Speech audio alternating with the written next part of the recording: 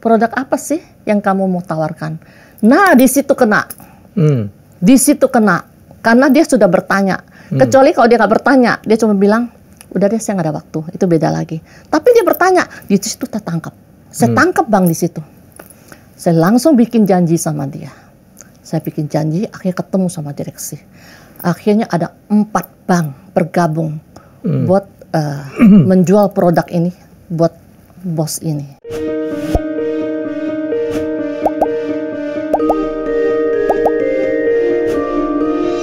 Baik, selamat malam kita. Wah, tamu kita akan cerita. Saya tuh jarang loh nerima tamu tuh seorang lady gitu, seorang perempuan. Tapi kita berharap dapat cerita inspirasi yang luar biasa. Ibu Inge Fang sudah hadir di studio. Terima kasih sudah hadir. Terima kasih Bang Helmi, selamat malam. Saya senang banget diundang duduk di kursi yang mewah. Saya katakan kursi mewah karena yang bisa duduk di sini pasti orang-orang yang berkualitas. Dan juga saya sebagai masyarakat Indonesia mengucapkan terima kasih buat Bang Helmi yang mana setiap hari memberikan inspirasi-inspirasi. Kalau kita cermati, itu inspirasinya dibahas, dikupas dari A sampai Z, semua dapat. Kalau kita adopsi, kita eksekusi, itu pasti dapat semuanya. Bang Helmi merupakan seorang yang punya sejuta cinta kepada rakyat Indonesia. Dan Bang Helmi punya inspirasi, udah saya adopsi. Terbukti bahwa hari ini saya bisa duduk di kursi yang mewah. Nggak pernah nyangka ya? Saya kemarin nggak tahu juga tuh tergerak hatinya. Tiba-tiba ada orang WA saya. Terus kemudian ngirimin durian. Saya pikir ini pengusaha durian, ternyata nggak juga. Saya coba baca-baca. Wow, ini perempuan ini menjadi sesuatu. Bu Inge, bisa nggak menceritakan siapa Anda sebenarnya? Dulunya saya di perbankan. Ya. Bank yang papan kelas atas dan itu cabangnya karyawannya ada banyak, sekitar 300 orang. Dan saya masuk kerja sebagai staf marketing dengan ijazah SMA. Dan saingan saya semuanya sarjana. Di situ marketingnya kurang lebih hampir 10 orang. Saya sendiri yang ijazah SMA. Tetapi saya sangat pede, sangat berani, dan saya yakin saya pasti bisa. Dan saya kerja betul-betul merasa memiliki. Kalau kita kerja, kalau kita merasa seperti karyawan, itu kita nggak akan bergerak lebih luas. Tetapi kalau saya kerja selalu merasa perusahaan itu milik saya. Jadi saya bisa kerja dengan ruang lingkup yang tak terbatas. Dan satu hal lagi, jangan mencuri waktu. Ya. Sebagai marketing kita dikasih kebebasan, tetapi kita harus disiplin. Waktu jangan dicuri buat main-main. Dengan karakter itu harinya Inge Fang bisa naik jabatan secara cepat ya? Ya betul. Dalam waktu singkat 6 bulan pada saat itu ada ekspansi pembukaan cabang baru.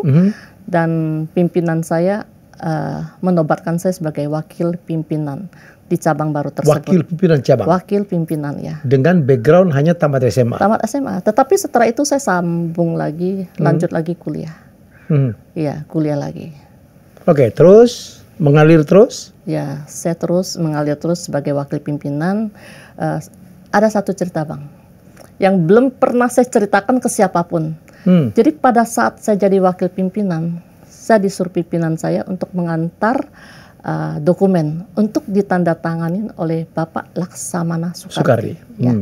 Pada saat saya naik lift, saya ketemu seorang bapak yang masih muda, dan auranya positif banget.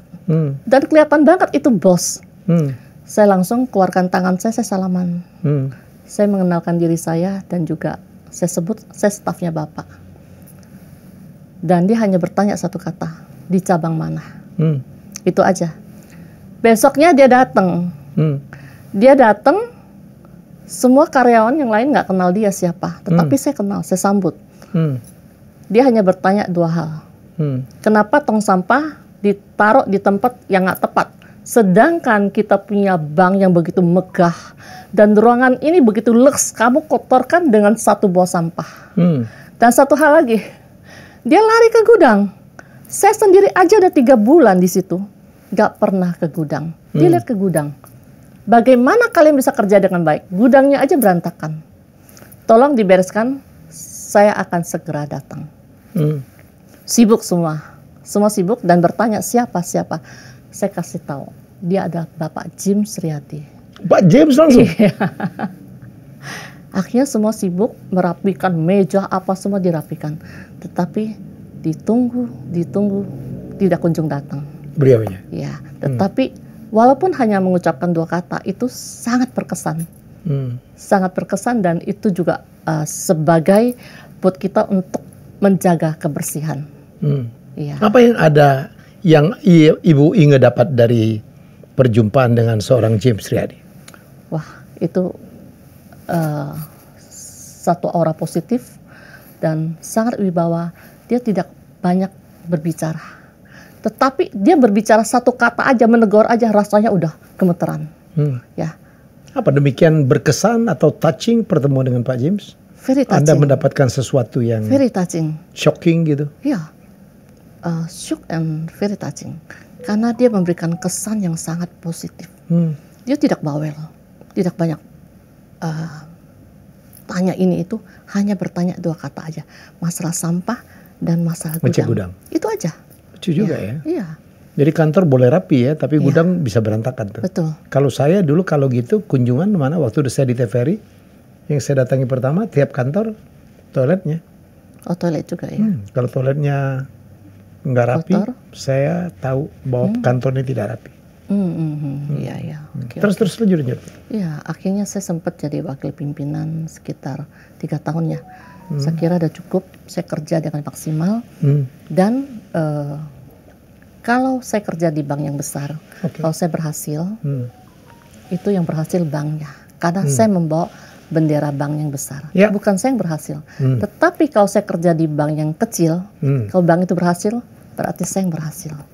Jadi akhirnya saya move.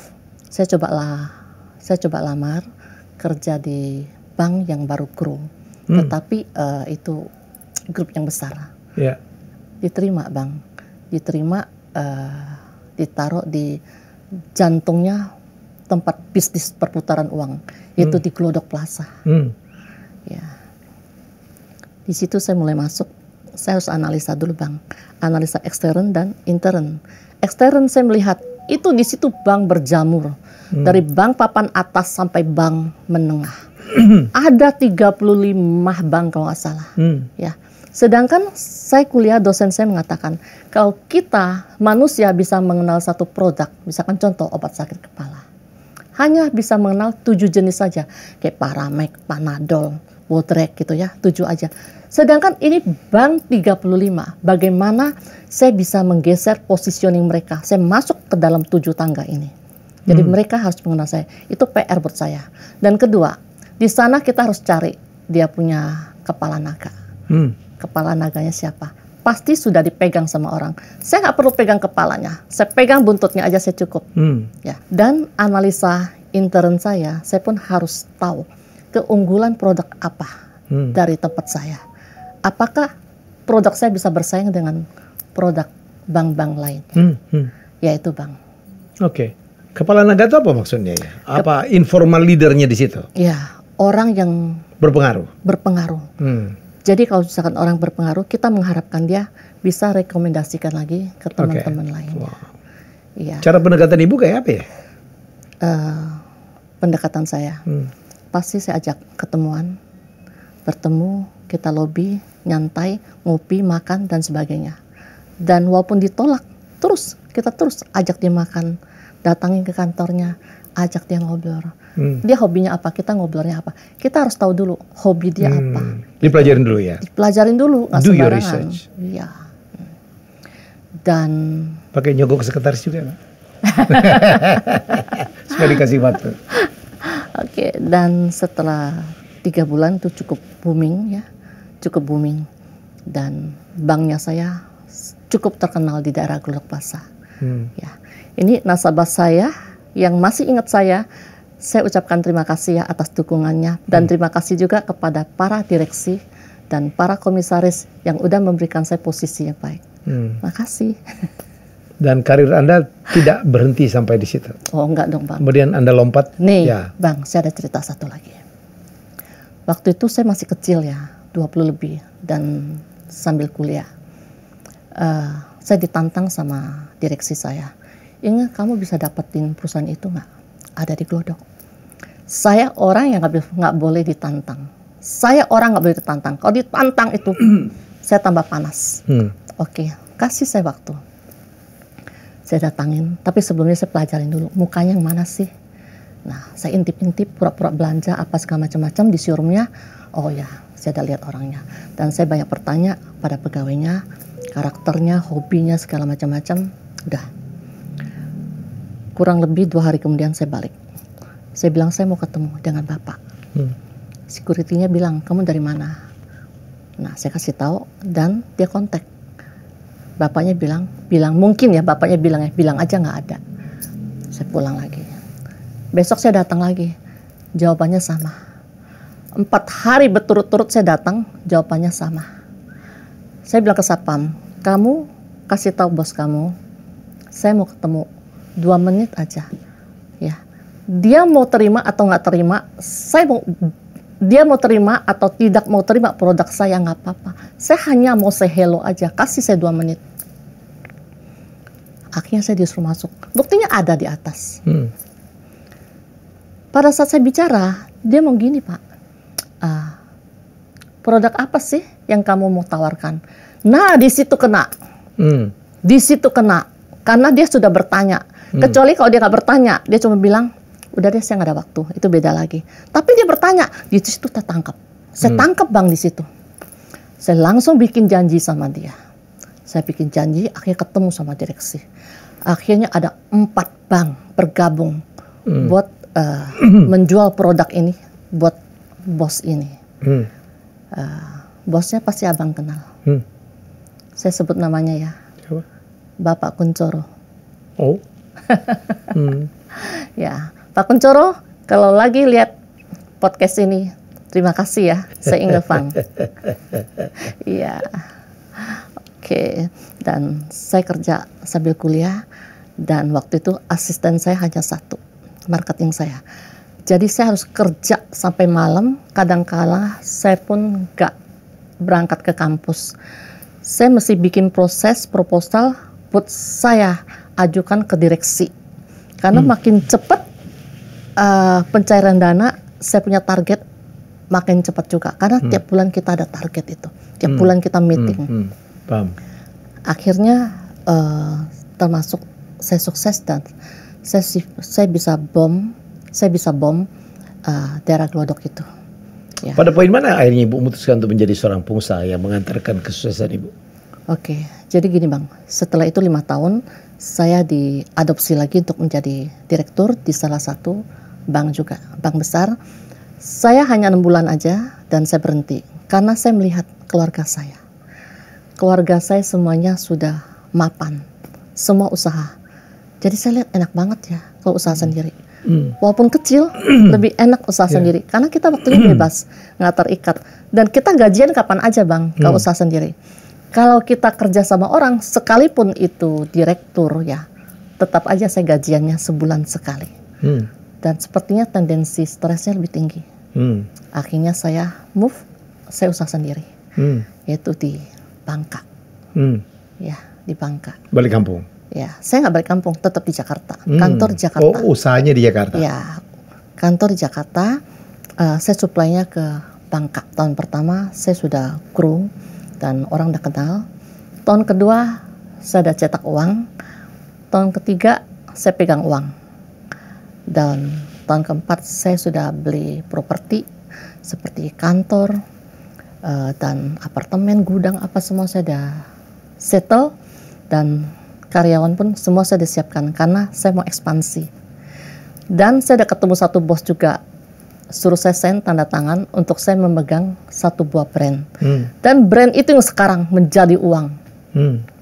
Suruh saya sign, saya ada tanda tangan buat ekspansi keluar kota. Jadi nggak di Bangka aja. Tiba-tiba Bang, beda beberapa hari kemudian, saya jatuh sakit. Singkat kata, saya susah jalan, itu jalan menderita banget. Sedangkan di satu sisi saya mau Uber, saya punya target ya. Akhirnya dokter bilang, udah cepat kamu operasi, kalau kamu nggak operasi nanti kamu lumpuh. Akhirnya saya putuskan untuk operasi di Jakarta. Setelah operasi saya lumpuh, buat jalannya susah banget Bang. Rasanya kaki kiri kanan 2 kilo, susah banget saya hidupnya. Tapi saya tetap kerja Bang, tetap saya kerja. Akhirnya saya nggak jadi pindah kantor, saya tetap stay di kantor yang lama. Di Jakarta? Jakarta ya, tetap Jakarta. Sebelumnya saya udah beli gedung di daerah Pluit. Akhirnya nggak jadi, saya tetap di kantor yang lama. Saya nggak jadi expand juga. Tadinya pengen ekspansi, akhirnya stop. Karena kondisi badannya nggak kuat, yang lemah. Tetapi tetap saya bekerja. Dan akhirnya teman referensikan untuk operasi di Singapura. Pada saat setelah operasi di Singapura, itu betul-betul lumpuh total. Duduk aja nggak bisa. Jadi saya tidur terbaring kerja di kamar. Jadi kalau karyawan mau minta tanda tangan, minta segalanya itu harus masuk kamar. Jadi kantor saya di kamar, posisi saya terbaring. Dan akhirnya saya dibawa ke RRC terapi, di patching 1 bulan, nggak sembuh juga. Lalu dibawa lagi ke Sydney, terapi sebulan, nggak sembuh juga. Terakhir diajak ke Malaka. Operasi. Nah di situ baru berhasil Bang. Berhasil dan saya mulai belajar jalan. Jadi ini makan waktu 10 tahun. 10 tahun baru saya bisa jalan. Jadi nggak ada yang tahu, teman satu pun nggak ada yang tahu. Saya tetap posisi di kantor. Di dalam kantor saya nggak pernah keluar. Orang nggak pernah tahu kalau ibu lumpuh? Nggak tahu. Dan juga nggak boleh tahu. Keluarga ada yang tahu, keluarga. Tetapi orang lain nggak boleh tahu. Karena saya kira kalau misalkan cerita ke teman pun nggak ada gunanya. Menjadi bahan ejekan atau menjadi gosipan dan sebagainya. Jadi saya nggak cerita. Ya, saya bertahan 10 tahun di rumah. Perusahaan tapi terus? Terus jalan terus. Bertumbuh, tetapi nggak sesuai ekspektasi yang saya mau. Karena dengan fisik saya yang terbatas. Oke, jadi lumpuh 10 tahun, perusahaan tetap jalan, orang nggak ada yang tahu. Sudah selesaikah penderitaan ibu?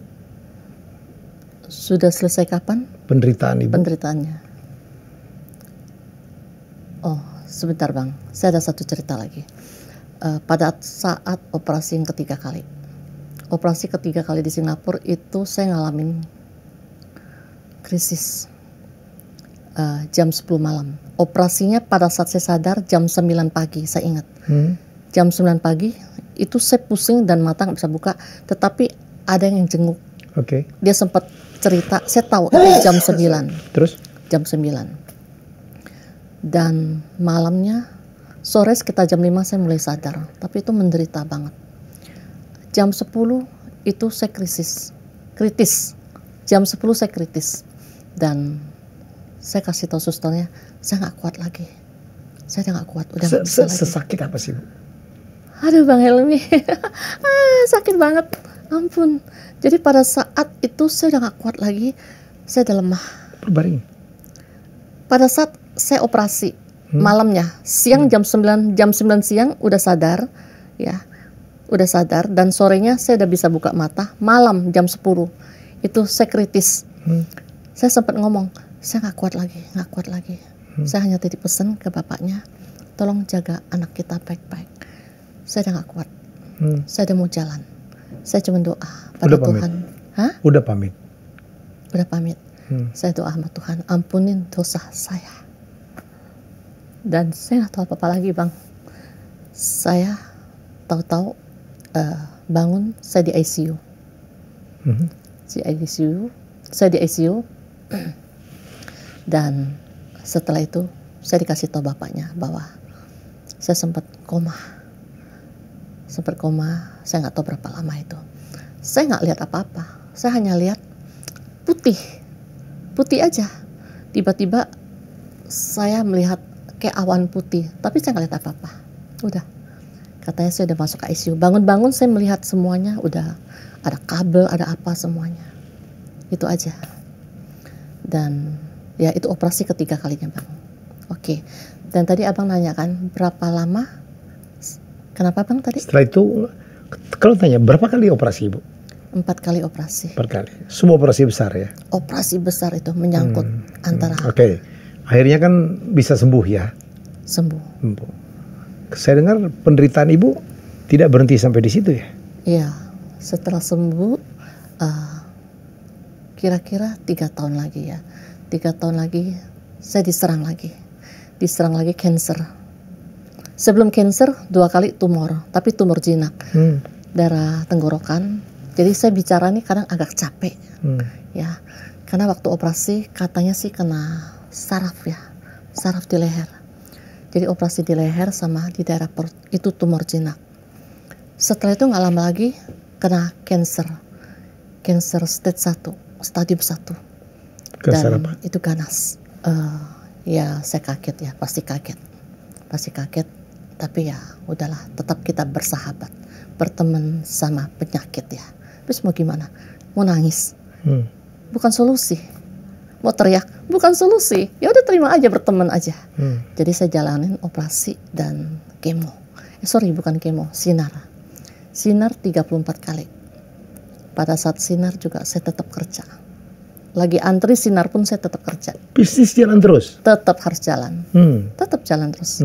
Saya anggap itu penyakit itu teman saya jadinya. Sahabat saya. Akhirnya ya? Ya, sahabat. Dan dokter suruh minum obat. Katanya hormon kamu berlebihan. Ini harus dimatikan. Minum obat 5 tahun. Kalau 5 tahun udah lewat, kamu aman. Saya minum, udah tahun keempat, seneng dong. Tahu-tahu saya periksa, timbul lagi ya. Timbul lagi, ganas lagi. Di situ saya nggak bisa terima. Saya nggak bisa terima. Saya nangis di situ Bang. Saya nangis. Kenapa? Karena saya sudah berumur, saya pengen hidup senang, anak saya mulai bertumbuh, saya pengen jadi ibu yang baik buat anak saya. Dan saya juga Ibu membesarkan 2 anak? Iya. Sendiri? 2 anak. Ya? Ya. Saya pengen anak saya berhasil, saya pengen lihat anak saya bahagia. Kalau saya dalam keadaan sakit terus, bagaimana anak saya bisa bahagia? Dia melihat ibunya tiap hari sakit. Di situ saya nggak bisa terima. Saya berontak, saya marah. Saya marah Bang di situ. Kenapa harus saya lagi gitu loh. Dosa apa? Salah apa? Yang lebih berdosa, lebih jahat dari saya banyak. Tapi kenapa mereka sehat? Kenapa saya sakit? Ibu bertanya ke Tuhan? Ya, saya bertanya ke Tuhan. Kenapa harus saya? Yang korupsi banyak. Yang jahat banyak. Yang pembunuh banyak. Kenapa mereka sehat? Kenapa harus yang sakit? Itu yang gak bisa saya terima. Karena masalah umur. Dan kondisi udah mulai lemah. Tapi ya akhirnya saya harus jalanin.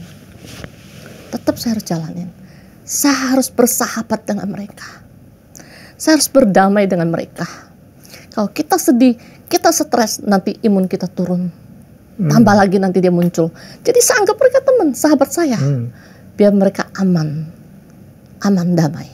Damai bersama saya. Jangan kotak-katik saya lagi.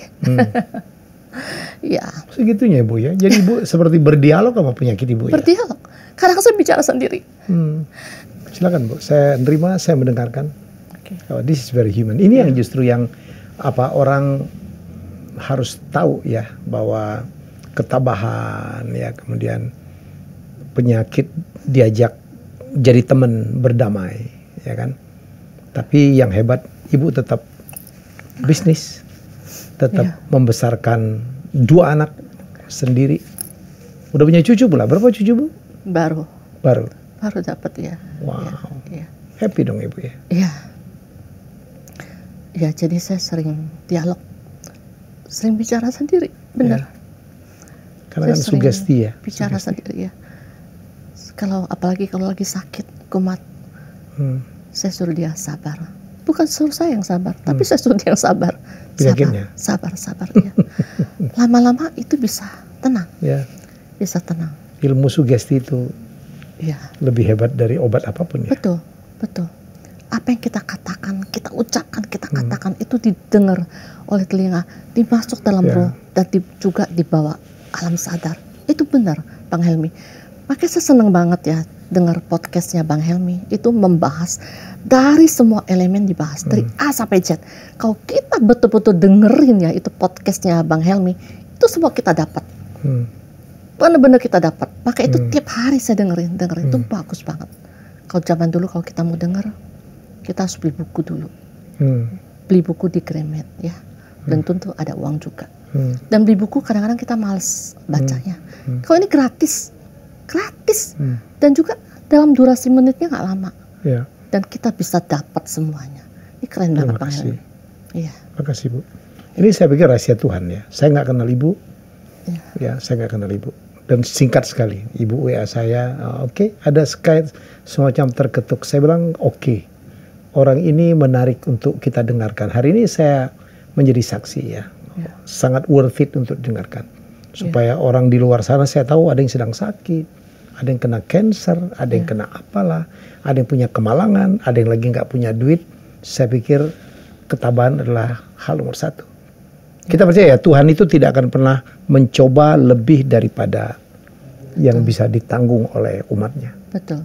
Yang satu hal Bang yang bisa menguatkan saya, karena saya lihat banyak yang meninggal stadium 3, stadium 4, banyak yang nggak ketolongan lagi, meninggal. Sedangkan saya baru stadium 1, ganas tapi baru stadium awal. Berarti kan itu sudah sinyal dari Tuhan. Nah akhirnya itu yang bisa membuat saya pulih kembali.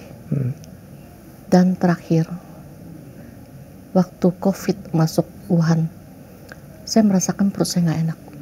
Saya sakit perut terus. Saya sakit perut selama setahun dan agak membesar. Saya ke dokter bedah yang terkenal di Jakarta. Dia suruh cek darah semuanya. Setelah dilihat, waktunya ibu tinggal 6 bulan lagi. Oh, Ibu pernah divonis 6 bulan lagi? 6 bulan lagi. Awal COVID itu? Ya. Ini dokter yang vonis saya sisa 6 bulan lagi. Kalau lagi melihat podcast ini, saya masih hidup ya. Akhirnya di situ saya pasien terakhir. Jam 12.30 saya ingat. 12.30. Karena dia itu dokter ramai banget, dokter bedah. Di situ saya ribut sama dia. Saya bilang berdasarkan apa? Dokter vonis saya mati. Hidup mati di tangan Tuhan. Berdasarkan data kamu yang berbicara kamu mati 6 bulan lagi. Kalau saya nggak mati dok, saya tantang dia. Kalau Tuhan tidak berkehendak dan saya tidak mati bagaimana? Dia jawab apa? Kamu bunuh diri. Gila kan tuh dokter. Kamu akan bunuh diri. Dia nggak akan stres. Kenapa? Dia nggak akan stres. Iya, akan stres. Akhirnya dia kasih resep, dia buka resep. Saya lihat resepnya. Oh, dia over saya ke dokter psikolog. Saya sobek, saya lempar. Sobek, saya lempar. Saya pulang. Dan itu udah malam. Malamnya saya nggak tidur. Walaupun saya marah, tapi tetap dalam hati saya takut. Besoknya saya kasih tahu anak saya yang laki. Kalau mami meninggal, tolong dibakar. Nggak usah kirim ke Bangka dan nggak usah heboh. Nggak perlu ramai-ramai kasih tahu orang. Kamu bakar aja udah selesai. Dan saya rapikan semua dokumen saya. Saya rapikan. Udah disiapin semua ya? Persiapan ya. Dan dana semua apa saya sudah alihkan ke nama anak. Akhirnya anak saya bertanya, Mami kenapa? Gak apa-apa. Setiap orang harus mati. Muda, tua harus mati. Muda pun harus mati saya bilang. Baru lahir aja bisa mati saya bilang. Semua orang harus mati. Hanya kita gak tahu kapan. Ya, kapan itu? Kita gak tahu semua rahasia ilahi. Akhirnya saya rapikan semuanya. Seminggu kemudian Wuhan udah COVID-nya udah parah. Saya ditelepon sama teman saya. Enggak, jualin dong, gua punya manggis. Hah? Gua jualan manggis, bingung kan? Oh sini. Boleh. Manggis lu ekspor ya? Iya, ekspor punya, bagus. 1 pak 10 kilo, kata gitu. Saya jualin ke kelas yang atas, menengah atas. Bahkan manggis saya masuk ke menteri, jenderal, pejabat, dan artis papan atas. Kayak Raffi Ahmad, Krisdayanti, Deddy Komuzir, Baim Wong. Yang terima manggis dari saya 1 pak 10 kilo itu dari saya. Ya manggisnya. Dan saya kerja dari pagi, jam 6 pagi udah duduk kerja, urusin manggis. sampai jam 1 malam. Karena pada saat COVID usaha saya pun lockdown. Semua Bang ya, semua lockdown. Tiap hari begitu terus. Tiap hari. Tahu-tahu lewat 6 bulan. Lewat lagi 7 bulan, 8 bulan. Saya nggak ingat lagi saya divonis mati Bang. Nggak ingat. Oh nggak ingat. Nggak ingat lagi karena kesibukan saya. Udah lewat dong ya? Lewat, udah lewat. Akhirnya lewat setahun. Lewat setahun lebih, 2 tahun lewat. Akhirnya setelah nggak COVID lagi, malah memberikan saya satu usaha, yaitu usaha suplai buah ke supermarket. Ya, karena pada saat saya kirim-kirim manggis, itu ada jatuh di tangan salah satu owner yang punya supermarket. Dia cari saya sampai ketemu. Dan juga mereka yang para petani-petani buah-buah lokal. Jadi itu cari buah saya itu juga. Ibu kirim-kirim aja ya? Tanpa orang tahu siapa yang kirim? Oh enggak, misalkan dari Bapak kasih tahu saya, nggak tolong ya kirimnya ke A, B, C, D. Saya yang kirimin. Okay. Ya, tapi dari Bapak datanya gitu. Iya. Dan akhirnya saya bisa lewatin sampai hari ini sudah masuk 4 tahun. Bisnis Ibu makin membaik sekarang? Iya, baik. Kalau pengusaha Ibu udah termasuk pengusaha besar ya? Iyalah. Mau tahu atau mau tahu aja? Itu aja. Enggak, saya bukan ngukur dari sananya ya. Mengagumkan bagi saya seorang dalam keadaan sakit, sendiri gitu ya. Membesarkan anak, sekarang dapat cucu gitu. Sakitnya nggak kira-kira, habis lumpuh 10 tahun. Kena kanker lagi, ya kan 2 kali diserang. Berkali-kali operasi dan tetap bertahan. Dan Ibu tetap happy gitu, bahagia, tough, tegar. Iya. Jadi kalau misalkan saya dimanapun bersama teman nggak ada yang tahu saya sakit dan nggak perlu saya cerita. Ya, masa kita cerita terus kita sakit, orang dengar juga bosan. Cuma di sini ngomong ya. Di sini, di sini tempat curhat. Iya. Apa yang buat Ibu bahagia ya? Kalau bisa mungkin dari sedemikian banyak penderitaan gitu ya dalam penyakit, apa yang buat Ibu bahagia sekarang? Saya bisa. What make you happy? Saya bisa berobat. Tetapi saya juga dikasih rezeki. Ya, saya melihat orang sakit nggak ada uang, itu sengsara banget. Saya pernah ketemu seseorang pada saat saya lagi kontrol, saya tanya, ibu sakit apa? Lagi naik kursi roda dan ada tabung di sampingnya. Ibu sakit apa? Saya kena cancer stadium 3 katanya, cancer payudara. Tangan saya nggak bisa gerak lagi. Loh, kenapa ibu pulang? Karena BPJS. BPJS ada jangka waktunya dan harus pulang dulu. Pulang istirahat dan balik lagi. Betapa kesiannya dia. Saya nggak habis pikir kalau dia pulang ke rumah apa yang terjadi kita nggak tahu. Sedangkan saya tetap ada uang untuk membiayain penyakit saya. Ya, itu yang bikin saya bahagia satu, yaitu berkat yang Tuhan berikan pada saya. Ya, dan sampai hari ini saya bisa jalan, bisa ya seperti orang normal biasanya. Dan saya juga nggak kalah sama orang normal. Ya, saya merasa saya nggak kalah. Saya merasa saya hebat. Saya merasa saya perempuan sukses, perempuan yang kuat, perempuan yang hebat. Ya, berbangga aja, berbangga. Teman banyak. Ya, teman banyak. Hebat-hebat lagi temannya. Iya dong, makanya harus kaya. Bang Helmi kan bilang harus kaya. Kalau kita miskin nggak dianggap. Ibu kita harus gitu kaya. Ya? Iya. Kalau kita kaya dimanapun kita dihormatin. Kita bicara salah pun itu jadi benar karena kita kaya. Itu konten gue tuh. Oke. Oke Bu, terima kasih udah jadi tamu saya. Ada lagi mau ingin disampaikan, mungkin menjadi inspirasi bagi orang lain. Teman-teman yang lagi sakit, jangan bersedih, jangan mengeluh. Kalau sakit, berobat. Jangan mengeluh ke sana sini. Tidak ada yang mau dengar cerita kamu. Tidak ada yang mau peduli. Orang lama-lama bosen. Kamu curhat aja ke Tuhan, doa ke Tuhan, dan berobat. Ya, itu aja pesan saya, Bang Helmi. Konten saya banget itu. Terima kasih Bu Inga sudah berbagi, sharing ya. Thank you. Oke, makasih Bang Helmy. Ya. Saya senang banget bisa ketemu Abang dan bisa duduk di kursi ini. Saya katakan ini kursi orang hebat dan kursi orang pintar. Karena Bang Helmy pasti memilih yang boleh duduk di kursi ini siapa. Oke Bang, makasih. Oke, itu dia cerita saya dengan Bu Inga yang baru saya kenal belum sampai sebulan. Ya. Tapi cara pendekatannya, cara beliau mau WA saya ya. WA-nya cukup rutin.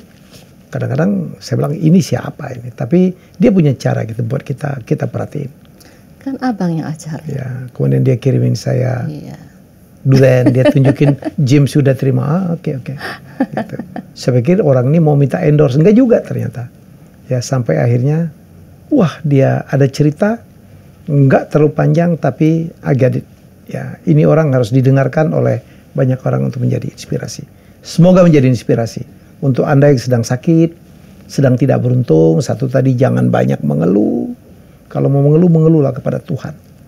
Ya, dan jangan menggunakan keluhan-keluhan untuk, kan ingat konten saya ya, Anda nggak boleh miskin. Mohon maaf. Ya, kenapa? Kalau kita miskin, nggak banyak orang, nggak ada yang peduli lah. Ya, makanya pemerintah kita bertugas, kita punya kewajiban untuk mengurangi kemiskinan, itu yang paling penting. Mari kita keluar dari kemiskinan. Ya, ini yang menjadi PR kita sama-sama. Terima kasih Bu Inga. Terima kasih. Kita jumpa lagi dengan tamu hebat saya selanjutnya. Bye bye. Terima kasih sudah menonton Helmy Bicara. Jangan lupa untuk like, komen, share, dan subscribe.